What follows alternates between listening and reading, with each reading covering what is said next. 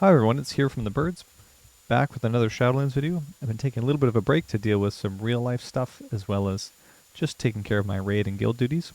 In this video, and in a few that'll be coming up, I'd like to talk a little bit about the PTR changes to legendaries and covenants that are affecting different classes, and we will get to a Holy Paladin one and the Inflorescence, but I wanted to talk a little bit today about the Blood Deathknight. There's an interesting change to the Crimson Rune Weapon, which is a legendary that affects the function of Dancing Rune Weapon. Now, Dancing Rune Weapon is a 2-minute cooldown that's largely a defensive cooldown paired with a little bit of utility, and I'm going to talk about it a little bit in this video and explain why I think the change to Crimson Rune Weapon, which is the legendary power, might actually make for a really, really strong legendary going forward into the next content for Shadowlands.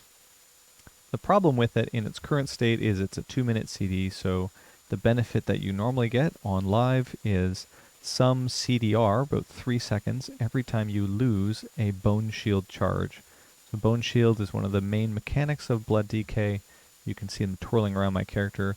They reduce my damage taken, and they are just a sort of staple part of being stable as a tank.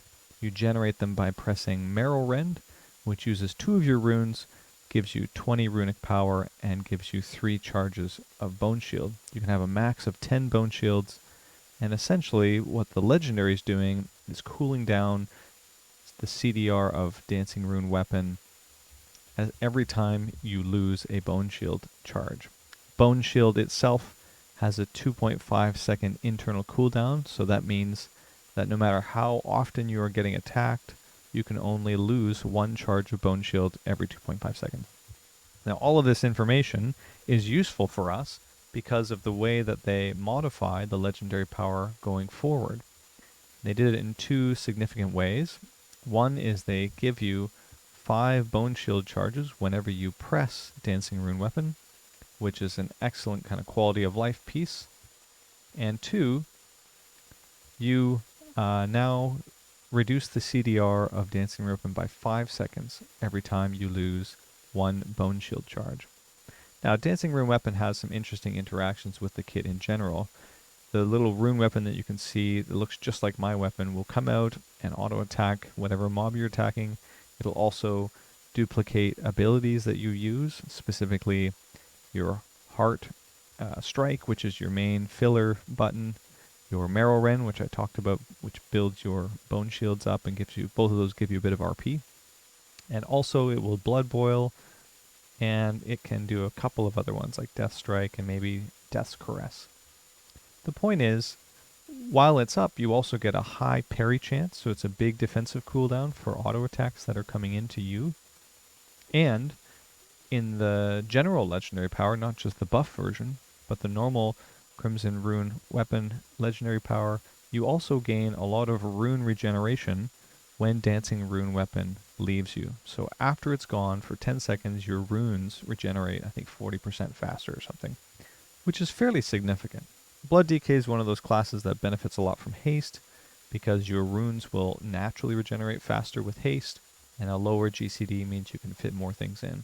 One final note just about Dancing Rune Weapon: when you use Heart Strike, you get 5 more bonus runic power. So usually your ability Heart Strike gives you 10 plus 5 bonus just on the tooltip itself. And when your Dancing Rune Weapon hits the mob and duplicates your Heart Strike, it will also give you another bonus 5. So essentially Heart Strike goes to 20 runic power as a builder while your weapon is out. Now, all of that is fine and dandy, but it is a 2-minute CD, and so without the legendary power, the value of Dancing Rune Weapon is not that great. It's nice as a kind of emergency button, or a button that you're planning to use as part of the rotation of all of your CDs. But beyond that, what's the point? Well, the point is actually this, that with a combination of a couple of different tools, you can lower the CD with the PTR version of Crimson Rune Weapon from 2 minutes to around 30 to 35 seconds. And we do this in a couple of ways. One, by the Bone Shields naturally being peeled off by auto attacks from mobs. As I said, the 2.5 second internal cooldown. That'll by every time one shield comes off, 5 seconds comes off the CD of Dancing Rune Weapon. And the other one is by using the talent Tombstone, which is a sort of underused talent in our 15 row as a Blood Deathknight. And it's generally not taken for a couple of reasons. One, it doesn't really offer any damage. The other options, on single target at least, do in an AoE. And it doesn't generate as much runic power in AoE scenarios as some of the options. But what Tombstone does do is something rather unique. It will immediately eat up to 5 Bone Shield charges and give you a max health shield 6% per charge. So up to 30% of your max health as a shield that can absorb magic or physical damage, doesn't matter, whenever you press Tombstone. It's a 1-minute CD, but effectively for what we're talking about here is it's also, and as I'm showing in the video, about 25 seconds worth of CDR off of Dancing Rune Weapon. What makes this kind of cool is that you don't need to wait for Dancing Rune Weapon to be finished and for it to disappear before you start cooling it down. Meaning that while it is active for 8 seconds or 11 seconds with Meat Shield Conduit, you can be cooling down the CDR.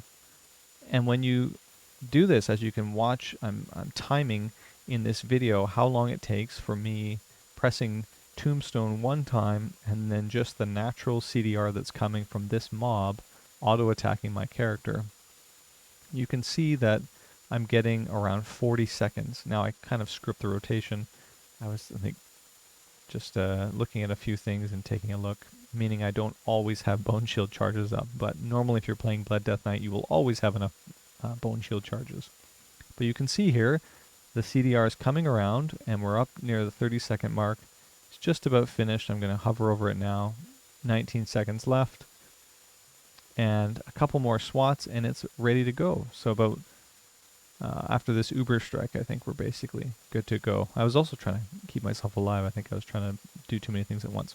Anyways, the point is, around 40 seconds, and I get the CD back for my Dancing Rune Weapon. Now, in my mind, moving a CD that is generally speaking at the 2-minute mark down to 40 seconds or 30 to 40 seconds is a significant change to the utility of an ability. And what makes it even better is the fact that they're pairing this with another piece of utility. That is to say, when you use your Dancing Rune Weapon, you automatically gain 5 Bone Shield charges. What does this mean in general for the way that Blood Deathknights play? Well, you only can build Bone Shield charges by pressing Marrow Rend, which chews up 2 of your runes. You only have 6 available at a time. You can only regenerate 3 at a time, meaning if you're completely tapped out of runes, you can only naturally regenerate 3 at a time. It's a scarce resource that you have to manage alongside runic power. And though runic power is probably the more important of the two, using one button to convert 2 of your runes into 20 runic power is not that great as far as building runic power. You would rather be pressing Heartstrike, which is going to generate more runic power over time. It'll generate 15 for you per cast, or 20 if your Dancing Rune Weapon is up. And that's going to give you more survivability because you can then use your runic power to Death Strike. So essentially, your Dancing Rune Weapon, every time you press it, is 5 free charges of Bone Shield to work with. On top of that, it helps to smooth out the disadvantage that comes with using something like Tombstone, making Tombstone suddenly a somewhat more interesting button to have, both as a personal CD, which just essentially grants you more effective health by putting a shield on top of you. Of course, Tombstone works with things like Vampiric Blood, which is going to make your max health greater when you press it.